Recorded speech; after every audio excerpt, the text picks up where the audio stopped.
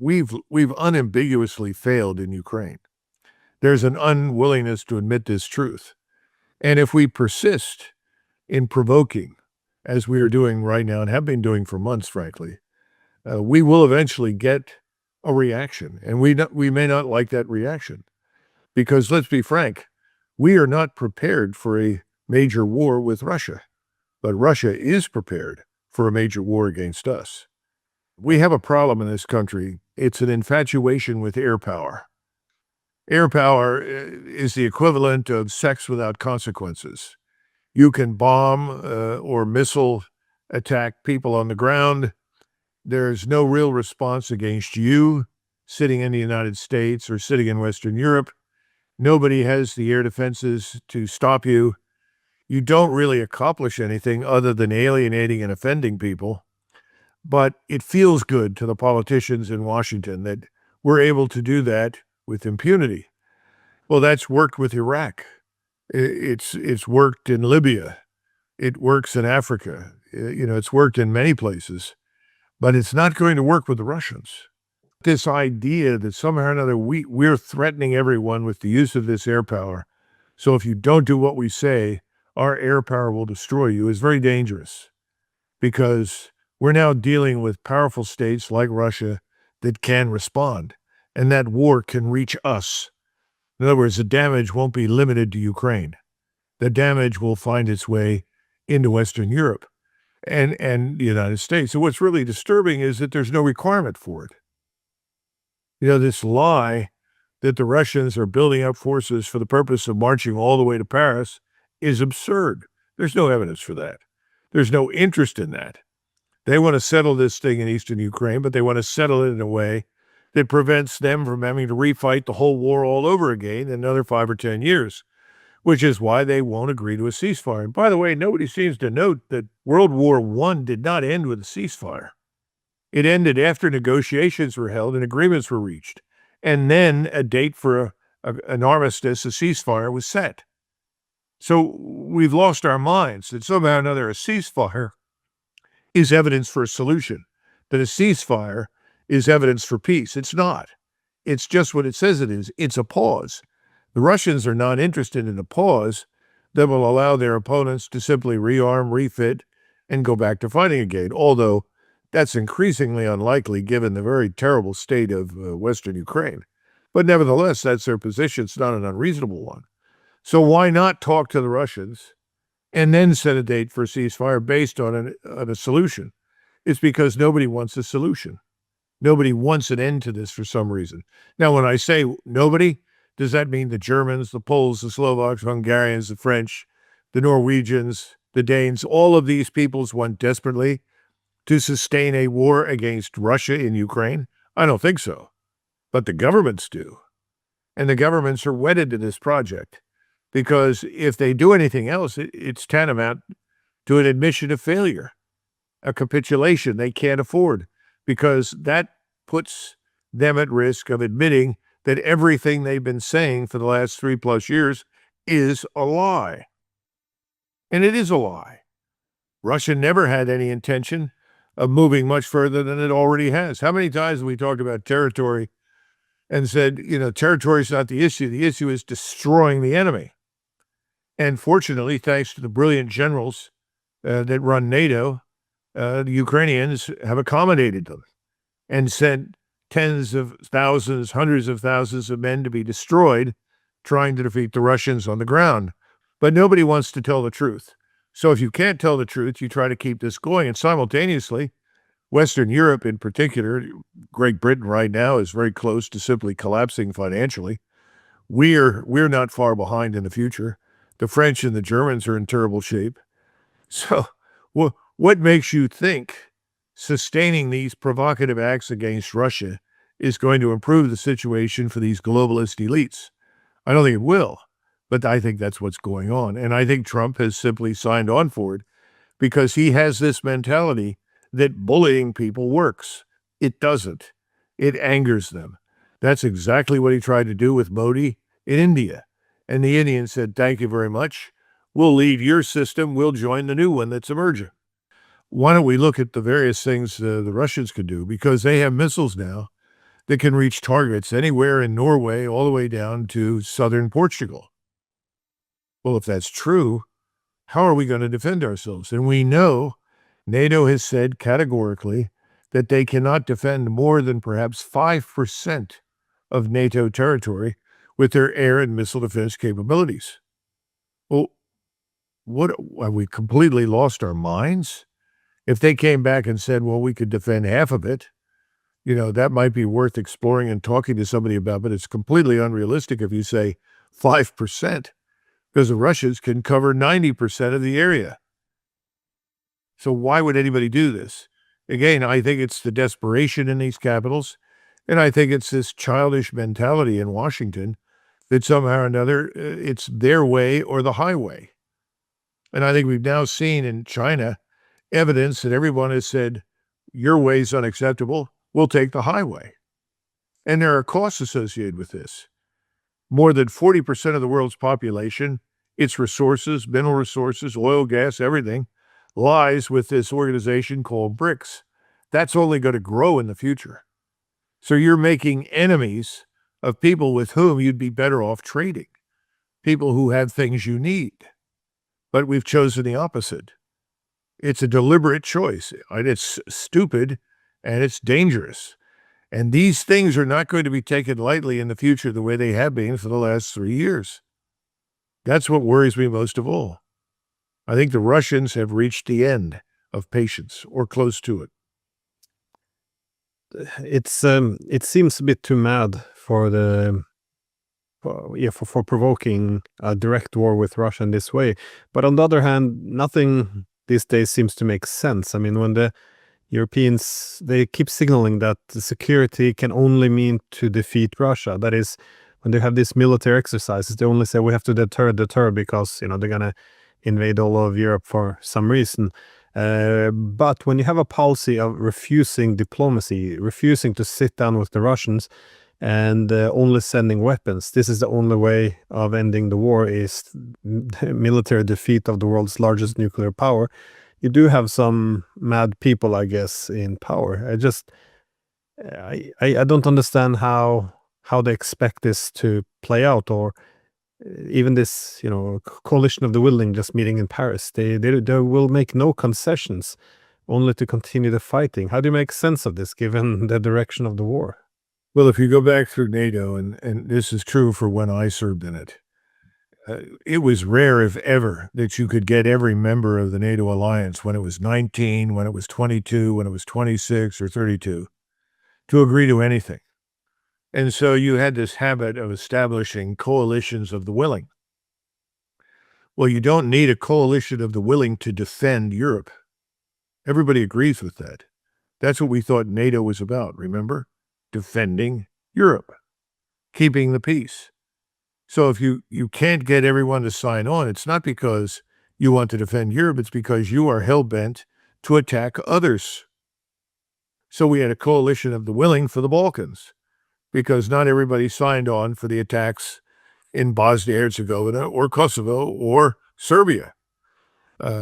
We shouldn't be surprised that we're back to the coalition of the willing for Eastern Europe, only this time, while we are foolishly supplying or promising to supply thousands of cruise missiles that could be used against Russia over time. We don't have them now. It takes time to build these, provided the Europeans pay us for it.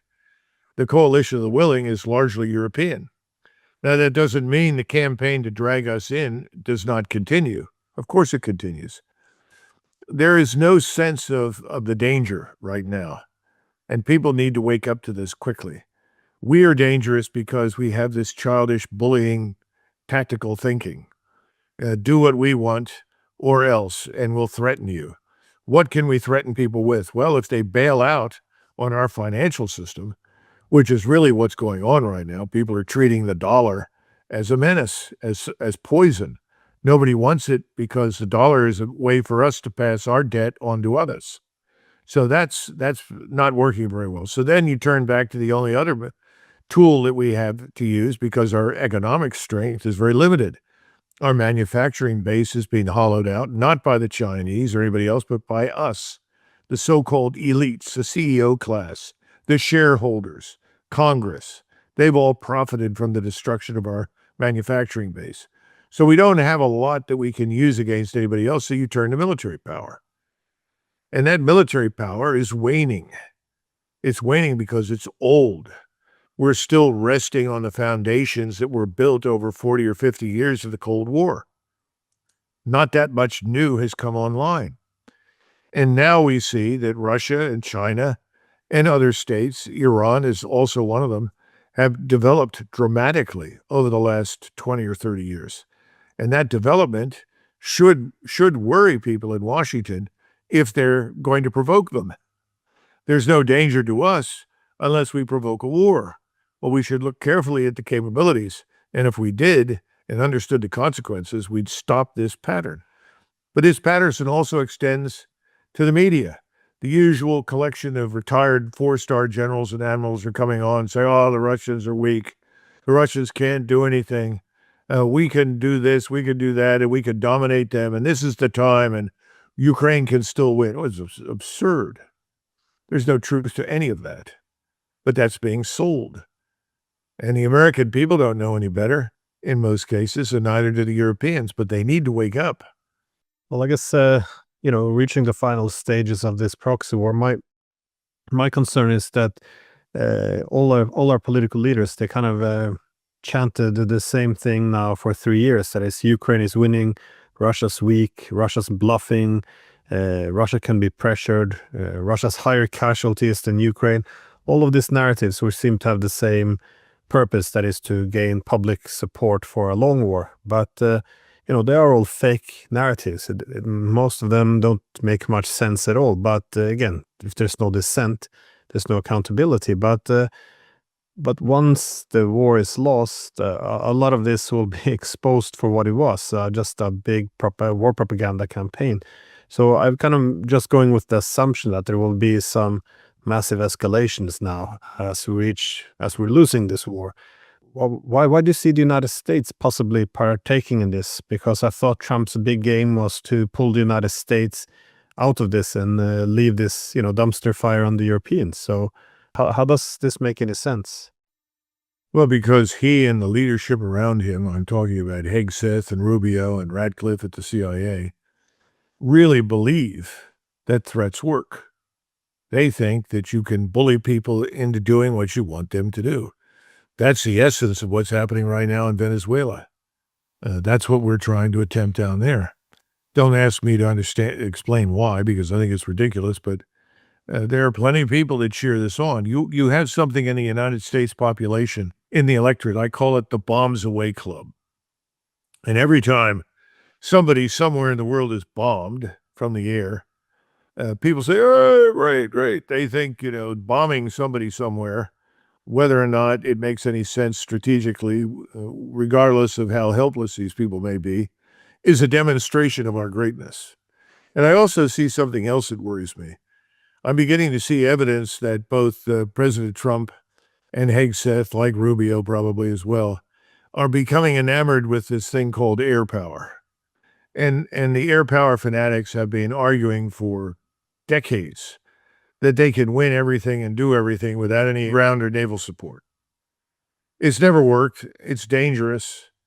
But, it's appealing to politicians because use of air power doesn't immediately place people on the ground at risk. In other words, American soldiers, sailors, airmen, or Marines are not being killed because you're bombing from high altitude where you cannot normally be reached. There's no consequence to what you're doing, or so you think. But they're wrong. And this is back to the other problem, that Americans collectively have lost their sense of what a war really means and what it costs and what's involved in it. And I don't think they understand that the war that we start on someone else's soil, in someone else's country, will now visit us as well. We shouldn't assume that we are going to be immune to strikes from other countries once we begin meddling in countries in the future. The Russians are that close to taking dramatic action against the Europeans. And they made it very clear that it doesn't make any difference to them what the coalition of the willing calls itself, peacekeepers, peace enforcers, doesn't make any difference. If they cross the border into Western Ukraine, they will be annihilated. So we need to come to terms with this reality. We're not going to survive this on this planet if we keep this up much longer. And the worst part, of course, is that I can't think of a period in our history when we were least threatened by great powers than we are right now. We have threats, but they're not from China, they're not from Russia, they're not from Iran, they're certainly not from India. So it's time for us to reconsider and reevaluate all of this, but there's no willingness right now. Yeah, no, I hear the same now from Moscow, though, that the patience is wearing very thin. And when you have people like Merz on the news calling for deep strikes into Russia, the idea that the Russians will now just sit back and take this, I think it's quite foolish. And if they do retaliate, it's gonna come hard as well. But it doesn't seem to be. I don't know. It appears in Europe though that if you're a patriot, you should dismiss all of this, and if you express any concern that we might be walking into a direct war with Russia, then well, you're repeating Kremlin talking points, and you're probably pro-Russian. So it's this. We almost formed a suicidal pact here, where the only acceptable. Well, it's argument also, is before. as you know, Glenn, it's also an exercise in moral hypocrisy. You know, Matt stands up there and calls President Putin a war criminal. It's absurd. On what basis? There's no fact associated with any of that nonsense. You can make a much better case for American presidents involved in war crimes over the last 25 years in countries like Iraq or Libya or Syria or elsewhere, where people, hapless human beings on the ground, have been annihilated. And their only sin was to have been close to a target. The same thing is true in Afghanistan. It doesn't make any sense. But Americans, again, and I'm sure this probably applies to some extent in Norway and other countries in Europe, they want to believe that we always wear the white hats, that whatever we do is good, and whatever anybody who opposes us does is bad. If only the world were that simplistic. It's not. So I don't know what the answer is, except for the governments in Europe, in Berlin, Paris, and London in particular, to be changed, and changed fundamentally. If we get some version of what's already there, it won't last. We are moving into a revolutionary period now. And when the prosperity fails, when the world of abundance that we've known for so many decades stops, and people have trouble finding food to eat, they don't have jobs, they don't have heat, they can't fill the gasoline tanks in their cars, and all of these things come together, everything will change. It'll change very rapidly and very quickly. And it won't be pretty. It'll be violent.